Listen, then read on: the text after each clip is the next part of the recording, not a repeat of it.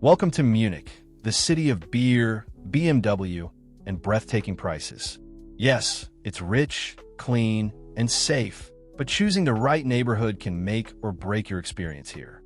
Whether you're a broke student, a loaded executive, or just someone trying to survive the Munich housing jungle, this video is your map.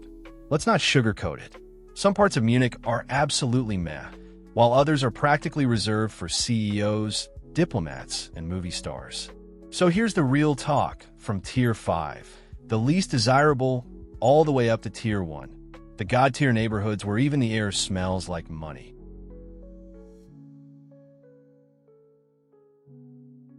Hasenberg. This is the part of Munich people politely avoid mentioning. High concentration of social housing, lower incomes, and a reputation that never quite shook off the 90s. Infrastructure's improving, but unless you have to live here, you won't. Feldmoching, close to Hasenbergl and facing similar issues, though slightly calmer. Still budget-friendly, but the vibe? Let's say it's more transit zone than destination. Good for savings, not so much for lifestyle. Neuperlach, once the socialist dream of panel buildings and wide open spaces. Now, it's a mixed bag of immigrant families, outdated architecture, and very few reasons to hang out. Unless you're into concrete nostalgia, look elsewhere. Hammersdorf-Perlach, a massive residential sprawl with schools, supermarkets, and that's about it. It's livable, but it screams default setting. You won't hate it, but you definitely won't love it either. Oberzendling, old parts. A post-industrial leftover with boring housing blocks and very few green spaces. It's trying to reinvent itself, but for now, it's the plain yogurt of Munich neighborhoods.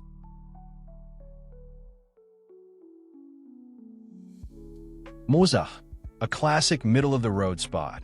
A little bit of old, a little bit of new. Affordable for Munich standards, but lacks charm. It's like that one friend who's always fine, never awful, never amazing. Milbertshofen am Hart, full of families, parks, and sensible people. Great for biking, walking, and not being broke. But culturally, let's just say, your Friday nights will be very quiet. Belk am Leim, surprisingly calm for being relatively close to the center. Clean, residential, and somewhat forgettable. If you like peaceful walks and don't care for nightlife, it might work.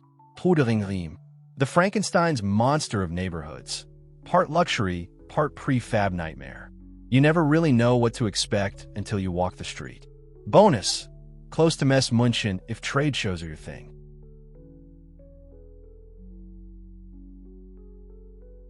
Max Vorstadt, welcome to student paradise. LMU, TU, bars, cafes, libraries, and the smell of overpriced coffee in the air. If you're young, intellectual, or pretending to be both, this is home. Schwabing West, just north of a university buzz. This place is artsy, relaxed, and green. Think creatives, dog walkers, and people who say, I don't really watch TV. Real estate? Pricey. But the vibe? Unbeatable. Glockenbachviertel. Munich's answer to Berlin's Kreuzberg. If Kreuzberg went to therapy and got rich. LGBTQ plus friendly, vibrant nightlife, art, music, fashion. But warning, coolness comes at a high price. And so does the rent. Isar Vorstadt.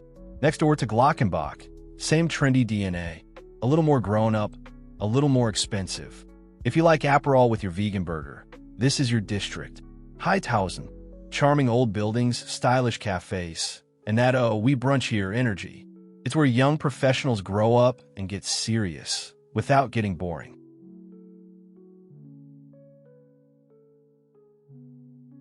Pasing-Obermenzing. Think quiet streets, bakeries, and moms with strollers. Feels like a small town, but still inside Munich. A dream for families, and yes, you'll need a car. Lime, surprisingly central for how peaceful it is. Schools, parks, transit, everything works. It's like Munich's secret suburb, only without the endless commute. Zendling, old-school charm meets city living. Affordable-ish, green, and close to the Isar. Loved by families and professionals who want calm without compromise. Neuhausen, close to Nymphenburg, full of leafy streets, and Jugendstil houses. It's classy but not snobby. Think upper-middle-class comfort with good taste. Halafing, a gem in the south, with villa vibes and plenty of trees. Quiet, rich, and understated. If you've made it, but don't want to brag, come here. Zollern, one of the southernmost districts and one of the safest. Big houses, wealthy neighbors, and no noise past 9 p.m. Bring your wallet and your lawnmower.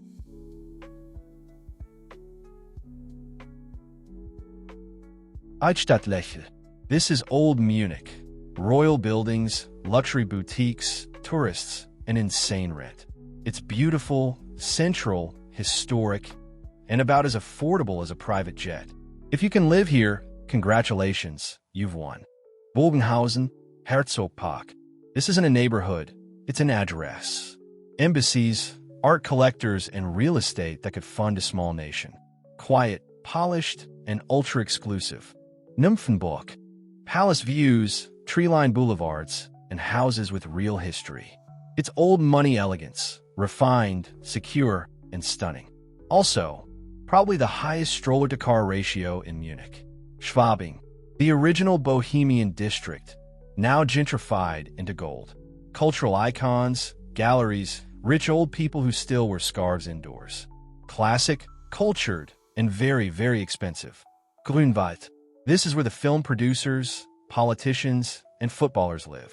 Massive villas, private schools, and more gates than in a medieval castle.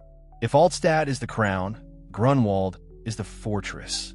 Munich isn't just one of the safest and wealthiest cities in Europe.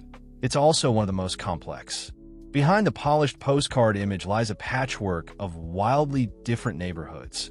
Gritty and glamorous, quiet and chaotic, conservative and wildly creative.